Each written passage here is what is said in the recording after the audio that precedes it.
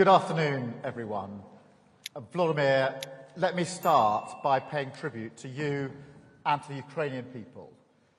You are fighting not just for Ukraine, but for the freedom and security that is cherished by the British people and by all Europeans every single day.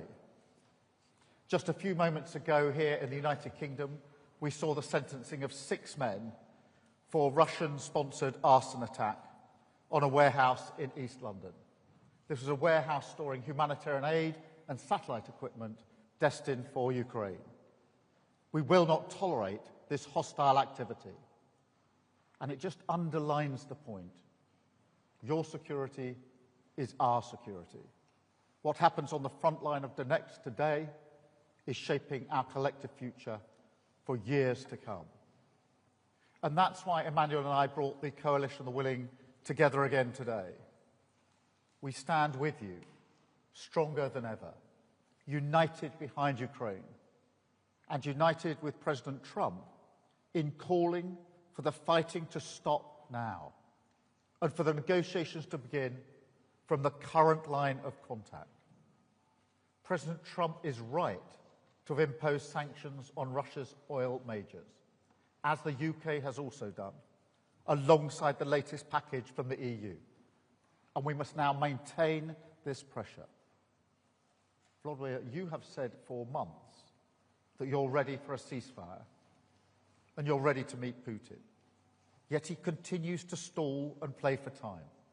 Putin is the only person who does not want to stop this war. His strikes on civilians this week made that crystal clear once again, targeting energy infrastructure ahead of winter, hitting young children in their nursery, claiming the lives in Kyiv of a 12-year girl and a 6-month-old baby. This is who Putin is. Time after time, he rejects the chance to end the war. In just the last few days, he's rejected the opportunity for talks once again, instead making ludicrous demands for Ukrainian land, which he could not and has not taken by force. Of course, that is a complete non-starter, and it shows yet again that he's not serious about peace. So we've been clear today that we must respond. Working with the US, this coalition is determined to go further than ever to ratchet up the pressure on Putin, from the battlefield to his war economy, because that is the only way to change his mind and push him back to the table. And in our meeting this afternoon, we came together around a clear plan for the rest of this year. First, we will act to take Russian oil and gas off the global market. Last week, the UK became the first country to sanction all of Russia's oil majors. On Wednesday, the US acted decisively to join us, together with further sanctions from the EU. And we're choking off funding for Russia's war machine. And I'm urging others to take these steps too, to go further to reduce their dependencies and incentivize third countries to stop buying these tainted resources. Second, we're determined to push on with the progress on Russia's sovereign assets and unlock billions to help finance Ukraine's defence. The bill for Russia's destruction in Ukraine should be paid by Russia. So we want to move ahead at speed with the work needed to deliver reparation loans and get the funds flowing to Ukraine. Third, we are strengthening Ukraine's air defence to protect its civilians and its energy infrastructure.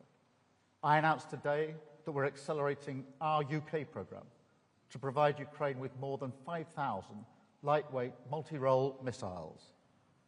This programme has created hundreds of brilliant jobs in Belfast, and they're working now to deliver an additional 140 missiles ahead of schedule to bolster Ukraine's defences through the depths of winter.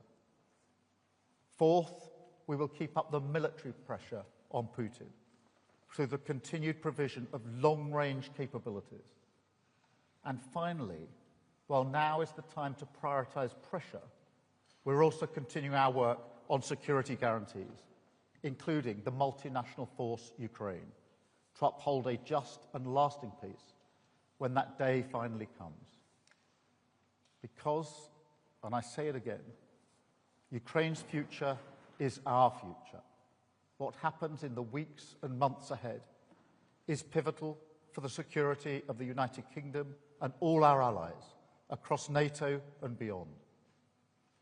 So we are determined to act now, to dial up the pressure on Putin and finally bring him to the negotiating table in good faith. Thank you. Now let me hand over to my friend Vladimir. Thank you so much, Kir. Ladies and gentlemen, dear friends, Kir, Mette, Dick, Mark, and everyone here, thanks you for today's meeting, today's coalition. These are two important days for us, very important. Today, the meeting of the Coalition of the Willing in London, and the day before there was an EU leaders meeting in Brussels. I thank you guys for all the support and your readiness to keep helping. And today, all the partners confirmed that next year they will continue to support Ukraine, our country, our resilience, especially the financial support, which is crucial. And today, the new Prime Minister of Japan joins the coalition for the first time, and all the signals are clear. Thank you. We all see the challenges these days, and the Russians are carrying out a campaign of terror against our energy system, and they really want to make the winter cold a tool of torment and pressure on Ukraine, our people, and on our defense. And Russia's goal hasn't changed. They want to break us, want to break Ukraine, and they are doing everything to achieve it. So that's why our defense means everything that truly stops Russia from killing, destroying, and terrorizing. First, air defense, and today we spoke in detail with our partners about the systems. It's important that our partners focus on what's most practical and effective, and we gave all the details. Second, of course, it's important that everyone agrees the front needs substantial attention, and the focus must be on it, and thank for all the steps of help. And third, we are promoting a more meaningful approach to diplomacy. Diplomacy matters only when it can lead to real decisions. And when it comes to Russia, that dish has many ingredients. The essential ones are real forms of pressure on Russia, sanctions, our long-range capabilities, political pressure, accountability for war crimes, and real actions regarding Russian assets. Today we all agreed sanctions that hit Russian oil infrastructure, Russian oil companies are a big step, and I thank President Trump and all our partners who are implementing this. And we have to apply pressure not only to Rosneft and Lukoil, but to all Russian oil companies like Surgutneftegaz and others, and to the shadow fleet and its infrastructure, and to Russia's oil terminals. And we have to implement all we have discussed today about the Russia's shadow fleet. Besides, we are carrying out our own campaign of pressure with drones and missiles, specifically targeting the Russian oil sector. So the long-range capability directly strengthens diplomacy, the more losses Putin suffers on his own territory. The fewer assaults he can carry out on the front line, and the faster he will agree to meaningful diplomacy. That is why we are working to secure Tomahawk cruise missiles, additional Storm Shadow missiles, other capabilities. Thank you very much, Kir, for today's decision. Thank you for your support that you said, and about long range. And there must be no option left for Russia except to end the war and return peace to our country. And of course, I also want to thank our partners for working with us to produce weapons, for investing in our country, for joint projects, and for the agreements we are now implementing. And one more point is Pearl program. I thank for each contribution. Mark, thank you for coordinating this program, for each contribution, and today we agreed to step up in the coming months. Peace is born from pressure on the aggressor, and that is what we must continue to do. Thank you. Thank you very much, Vladimir. Mark, can I turn to you? Yeah, thank you, and good afternoon. And as Keir Starmer and Volodymyr Zelensky have said, we just concluded a very productive meeting of the Coalition of the Willing, and I welcome the initiative allies are showing to strengthen our support to Ukraine even further. Just 2 days ago, I was in Washington, where I had a very good meeting with President Trump. The sanctions that the US has placed against Russia's largest oil companies will starve them of revenue and significantly increase the pressure on Putin to come to the negotiating table. And they show once again that President Trump is absolutely committed to end this war and bring a lasting peace to Ukraine. I'm glad that I was able here today to join allies and partners to discuss how we support these peace efforts and how we can increase the pressure on Russia to get there. In Ukraine, Putin is gaining little ground on the battlefield. And where there are marginal gains, they are coming at a huge price. Hundreds of thousands of Russians are dying for Putin's deluded aggression.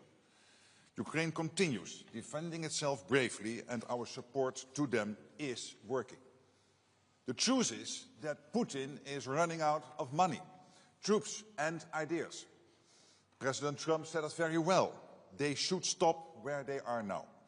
And now is the right time to increase the pressure on Russia, so we can finally get a fair and a just peace for Ukraine. I therefore welcome the recent announcements by European allies and Canada of additional military aid to Ukraine.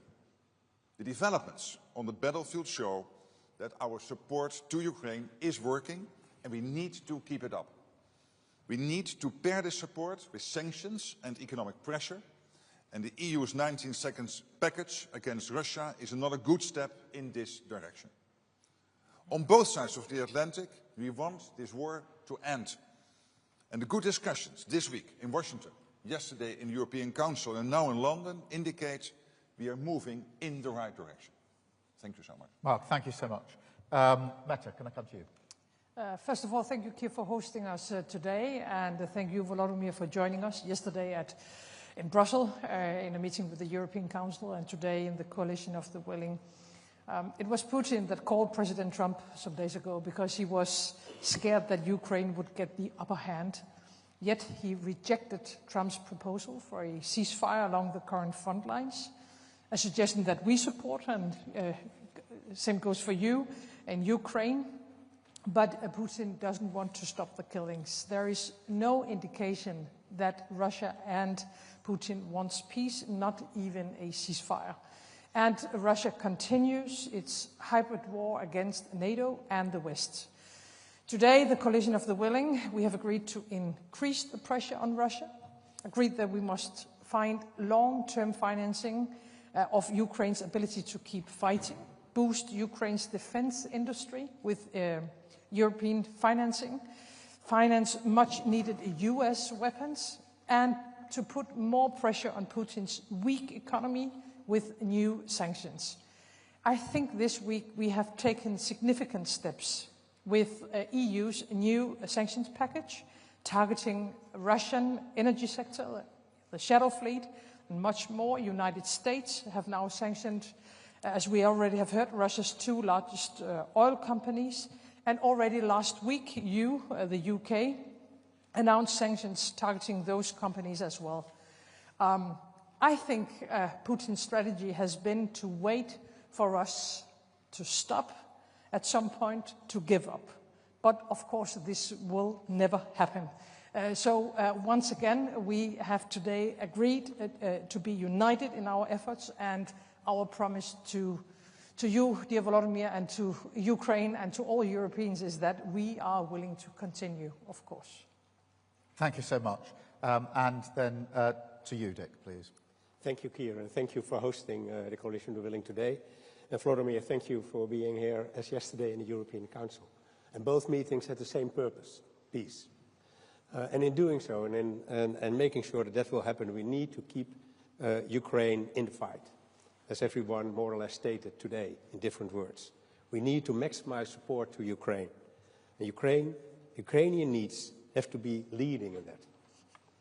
What we see is that Russia is the only party rejecting a ceasefire, circumventing all diplomatic initiatives and continuing to attack Ukraine.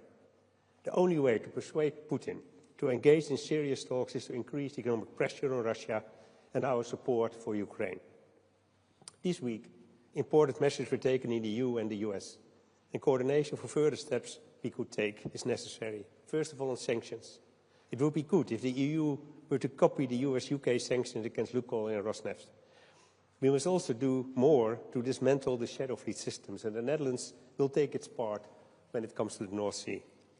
This could hit Putin hard financially, as this undermines his revenues on global oil markets. Second is support. It's crucial that all countries contribute. Only then can we maintain a high level of support and keep Ukraine afloat militarily and economically. We must increase military support bilaterally as well as by ordering armed packages from the US, and a couple of the speakers already mentioned the Pearl package. And we must make sure we step up our energy assistance to help Ukraine and the Ukrainians through the winter. We are very concerned with Russia's ongoing attacks on Ukraine's energy infrastructure before the start of the winter, especially on its domestic gas production. Costs for recovery are high and the need for gas imports have increased. The Netherlands, therefore, will increase financial and material support on energy, and we urge all our partners to consider increasing their contributions as well. We can put more pressure on Putin to end this war if we work even more closely together and widen our impact on Russia. And at the same time, this is the way to create the best possible conditions under which Ukraine is able to negotiate. Thank you. Thank you so much, Dick. Thank you, colleagues. We're now going to attempt a Q&A, a five-way Q&A, where we will each ask, be asked a question. And I'm going to start with Beth, please, from Sky. Thank you. Prime Minister Beth Rigby from Sky News. This is a question to both Prime Minister Starmer and President Zelensky, if I may. You are the coalition of the willing, but you're unable to stop President Putin without US support. How disappointing is it that President Trump won't at the moment provide long-range Tomahawk missiles? And is the President right when he says you'll hopefully be able to get the war over without them? Can you? And PM Starmer, if I may, this domestic question. Overnight you suffered a disastrous election loss in Caerphilly, a seat that's been a Labour-held seat for over a century. Was it a gut punch for you? And if you can't turn this around in the Senate elections next May, will you have to go? Thank you very much. Thank you, Beth. Let me start with the question of Ukraine, because it is really important that we address the support that we're all able to put in, particularly as we go into the winter. And here we have the Coalition of the Willing today, you had the EU yesterday, but we are all working with President Trump, and therefore we're all working as one wider coalition here in relation to the support we need to put in for Ukraine. On missiles, we've put in more missiles from the UK in recent days and weeks, and pushing the case for long range. It is really important that we do have long range, and those discussions are ongoing.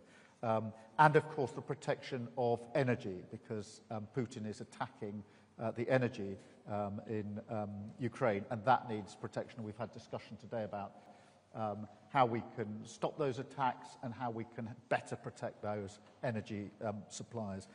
On the question of the US, what's happened this week is really significant. I think on the sanctions package and the bearing down on oil and gas, this week has been a very significant week because we went early with the measures that we, the UK, took. President Trump came in with really important measures that have had a real impact.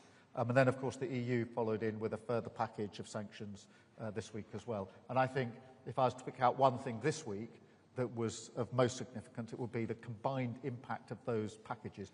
Not only because of the impact they have on the Russian economy and the pressure that they put on, but also because they demonstrate the point that whether it's the Coalition of the Willing, the EU or the US, we are all coordinating clearly in our efforts to support Ukraine and effectively doing so. The other thing I would point to is the progress made on Russian assets. Yesterday the EU took a very important step forward and there was absolute clarity in this afternoon's meeting that we need to see that progress come to fruition within a short timetable because that would be a really material further support that we can put in for Ukraine. So when we said that the ambition really this week, if you like, is to take Russian oil and gas off the global market, we've taken a significant step forward. I would also add that the measures or the movement in position by India and China in relation to Russian energy and oil in particular are also significant. I think what you'll detect behind that is the sort of coordination and discussions that are going on, have been going on today, are going on between us pretty well all of the time, and having a very significant impact on Russia, because we must put Ukraine in the strongest position. This is going to be a hard winter, of course, particularly when it comes to protecting energy, and it is very important that whilst, of course, we want to get to a ceasefire and a lasting peace, we will, in my view, only get there if we put Ukraine in the strongest possible position, and we must never lose sight of that aspect of it. And I'm really pleased to see the Coalition of the Willing so determined and united on this. Of course, to some extent, the coalition was set up to answer the question, what about security guarantees? But to see this wider coalition now working in a coordinated way, I think it really reinforces why the Coalition of the Willing is so important.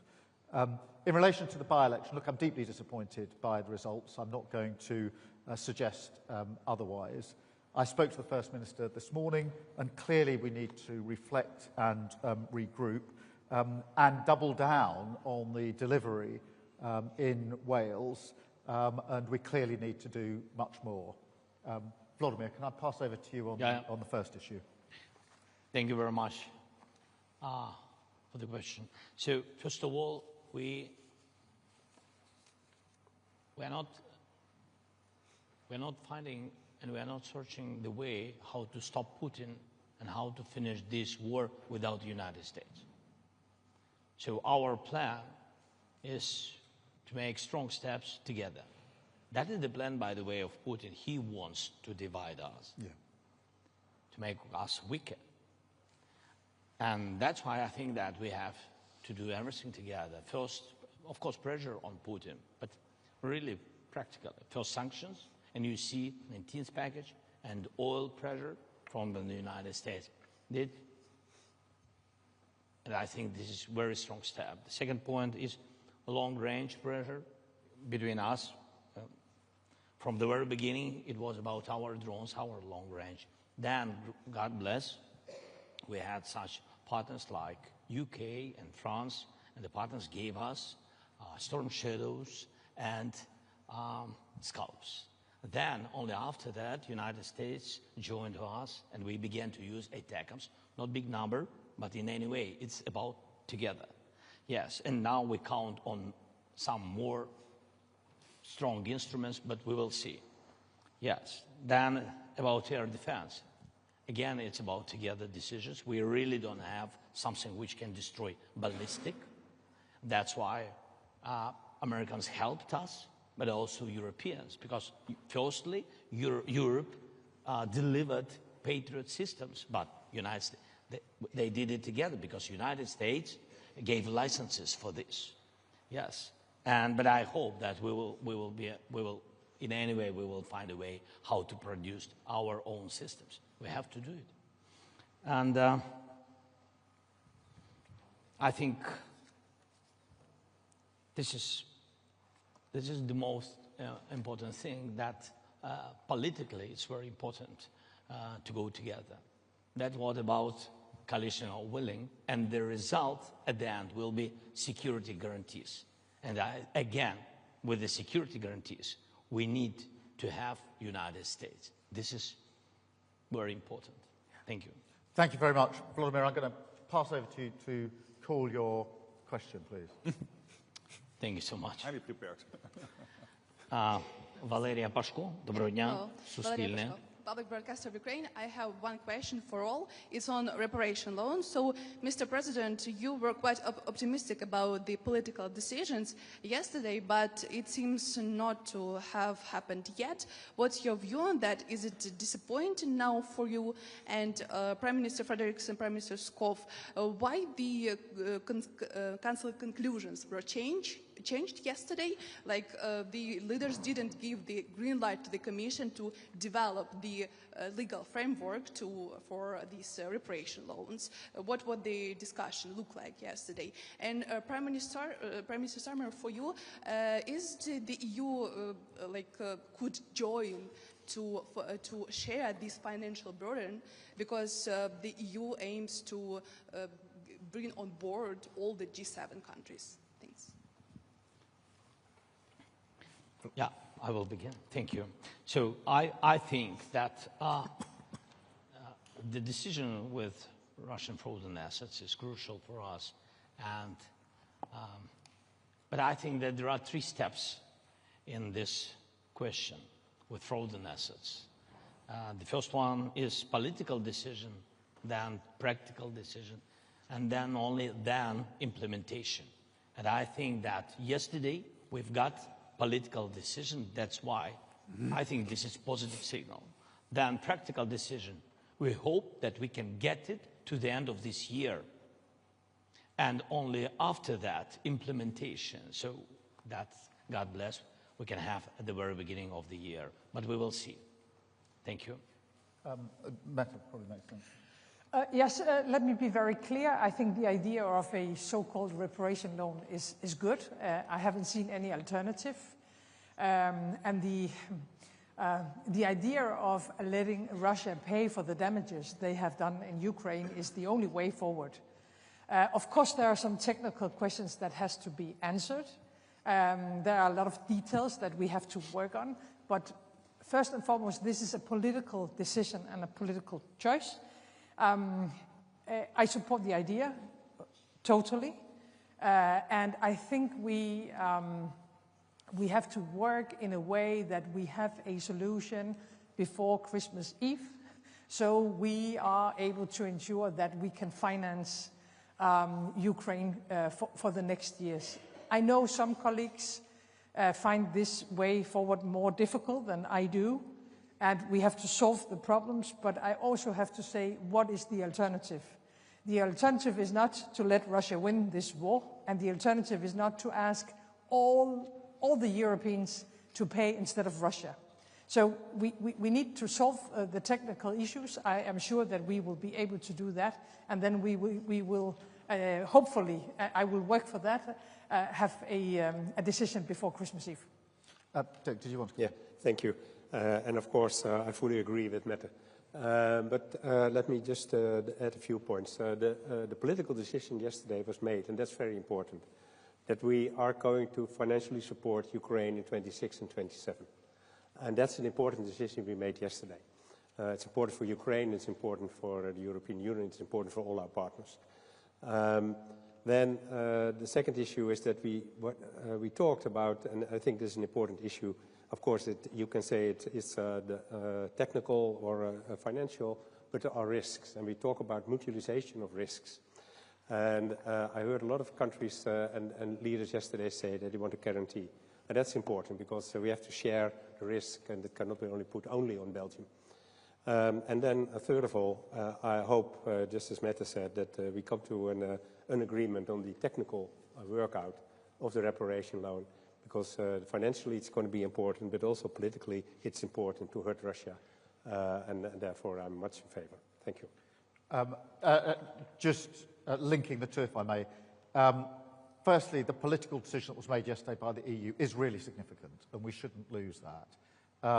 The question of the Russian assets has always been complicated and difficult, and there's no pretending otherwise, and it is really important that the detail is worked through. I think Meta is right to say putting a timetable around that makes complete sense, but I wouldn't underestimate the significance of the move that was made yesterday, and a very high level of agreement today that we need to make progress on that.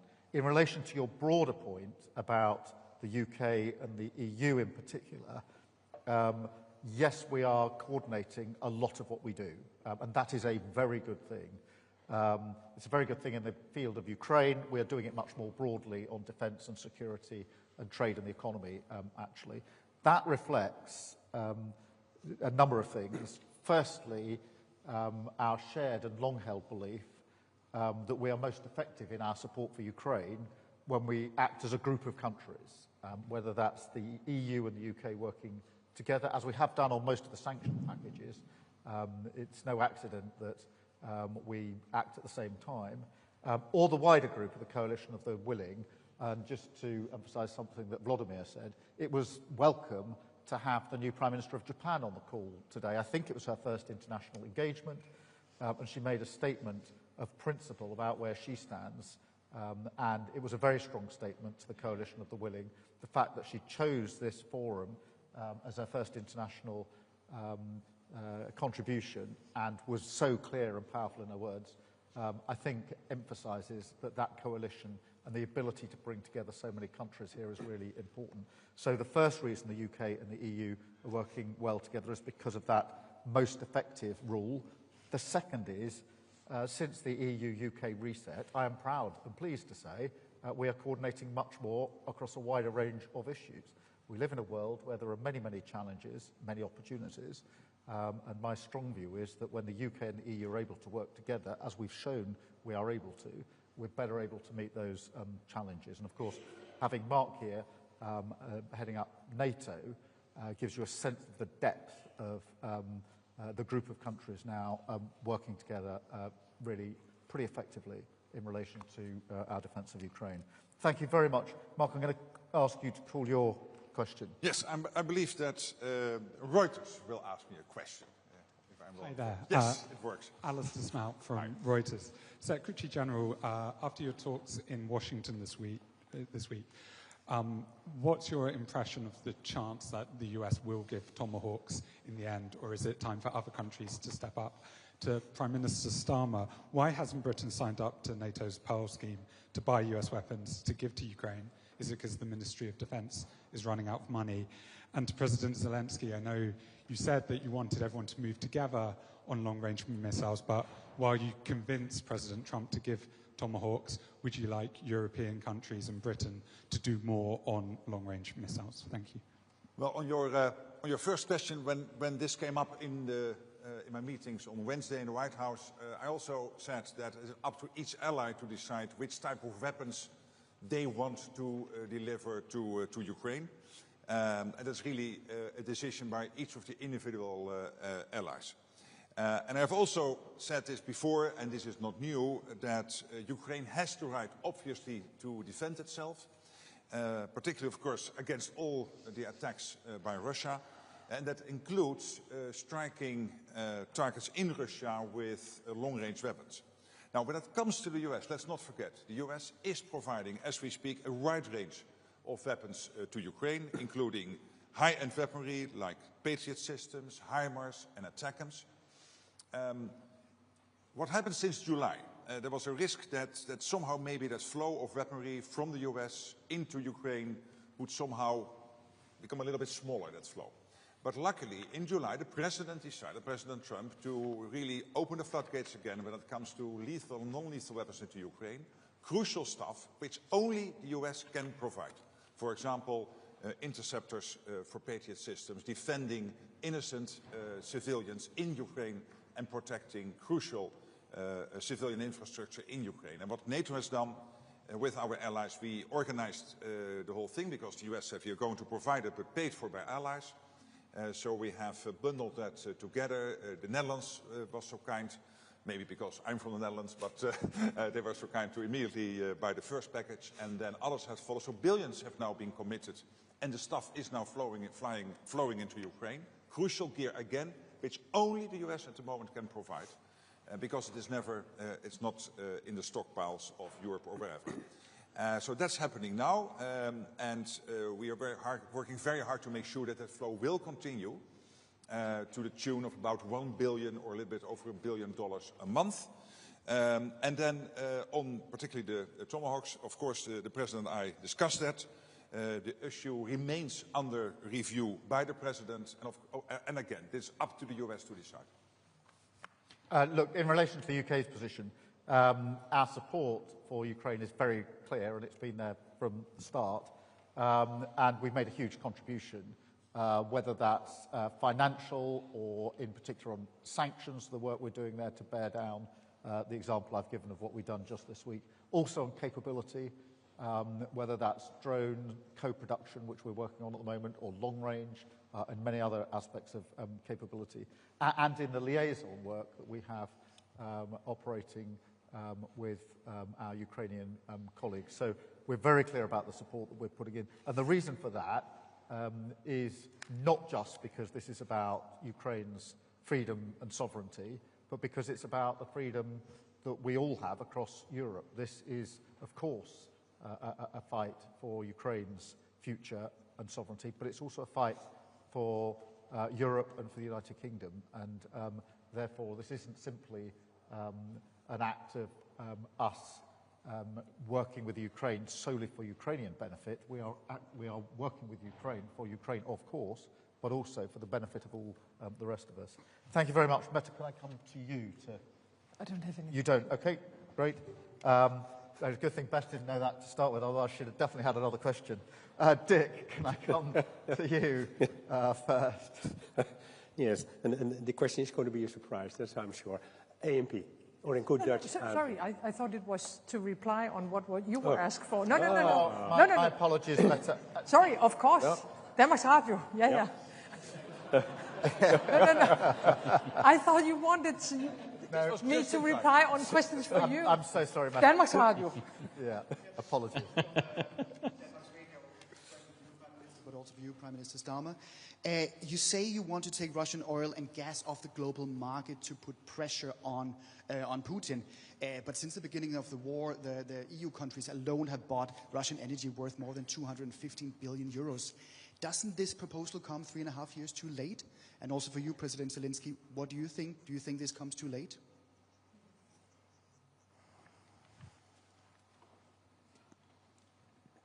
Meta, do you want? Does it come too late? Yes, it does. But it doesn't mean that we haven't done anything through this war. Also, when it comes to Russian oil and gas, we have reduced our dependencies a lot. But of course, all what we want to do is to ensure that Russia's economy is weakened, and that we put Ukraine in a strong position as possible. So I'm happy about the sanctions. I'm happy about the decisions we made only a few days ago to get totally out of Russian oil and gas. That was a very important decision. And now we simply have to continue. And I'm very pleased that for the first time we have a combined pressure on Russia between UK, between the European Union, and between US. So I think right now we are taking the right decisions. But of course, I would have hoped that Europe would have said goodbye to Russian oil and gas already years ago. Thanks so much. Better now than never. So we are very thankful to partners, to Europe and to the United States, with sanctions on Russian energy sector. What about us? We began to fight against Russian energy with our sanctions. It was long range. We could do only this. So, but now it's great that we can use such instrument like sanctions. Thank you. Just picking up on this. Look, I think it's important when we say we want to take oil and gas off the market, that we're describing an end of a process, not the beginning of a process. So this isn't the first time the Coalition of Willing, the EU, and others have come together to take action. It's where we're getting, I hope, towards the end of the process where we will take it off the market. Therefore there's been months and years of our work actually on this. And I think it is really important that we continue to bear down. There are some countries which, in my view, should be moving a lot more quickly in relation to this. And obviously, that's a point that we make on a regular basis. But this is a description of what I hope will be the end of the process, not the beginning of the process. Thank you very much. And Dick, can I ask you to... Yeah, I try once again. Yes. It's still the same person. Yeah, it's still the same person. Lucky for me. Yes. To Prime Minister Schoof, President Zelensky is very clearly asking for more military support, specifically long range. He hasn't been able to get that this week. The Dutch government considers itself to be a frontrunner in supporting Ukraine. Why is it so difficult to significantly increase this kind of support? And President Zelensky, do you need allies like the Netherlands to increase their support? And has this week been disappointing to you? Well, thank you for the question. And I think it's, as you said, we are front runner for a long time. I think that's very important. It's something that the Prime Minister of the UK just mentioned as well. I mean, we do this because we absolutely believe, of course, that we have to support Ukraine and the Ukrainian people in their fight against the aggression war of Russia. But at the same time, it's so important to support, and we must never forget, that it's also about freedom and security in Europe, and therefore also for the Netherlands. And I want to underline that again, once again, because sometimes people forget. So it's not a war far away, it's a war close by. Yeah. Having said so, I think we do everything we can to support Ukraine, whatever it takes. And that also in relation to long-range weapons, even the Dutch Parliament would agree, did agree actually, in favor in a motion in the Dutch Parliament. So I feel very comfortable in trying to work together with Vladimir and the countries, wherever they are, that want to help, and to make sure that we do everything we can. Thank you. Thank you very much. And first of all, really we are thankful to the Netherlands, one of the biggest donators in Europe and in the world. It's true. I think this year you donated more than 4 billion. Yes, it's a big amount, really. I understand that it's not simple, yes, for any kind of country, but really we are thankful for this. But in any way, I'm very thankful for your questions to partners. Thank you very much. Thank you. Thank you. We need to go off in a minute.